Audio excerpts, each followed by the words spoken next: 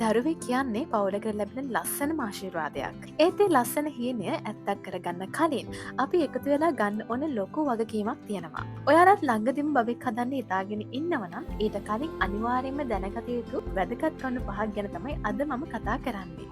අංක 1. සෞඛ්‍ය සම්පන්න සූදානම. බබෙක් හදන්න ප්ලෑන් කරනකොට අම්මා විතරක් නෙවෙයි තාත්තත් වෛද්‍ය පරීක්ෂණයකට යොමු වෙන එක ඉතාමත් වැදගත්.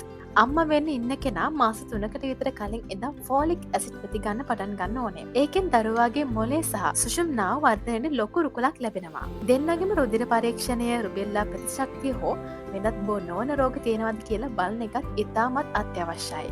අංක 2. මානසික සහ සමුදතා සූදානම.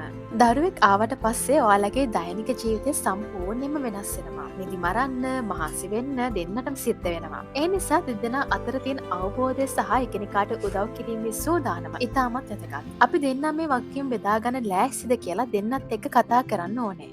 අංක 3. මූල්‍යමය සූදානම.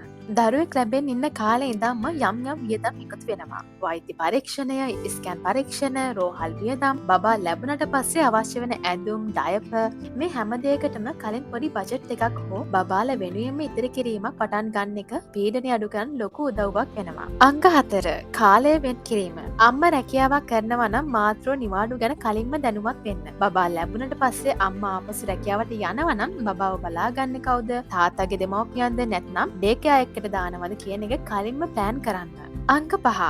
අහිතකර පුරුදු වලින් මිදීම.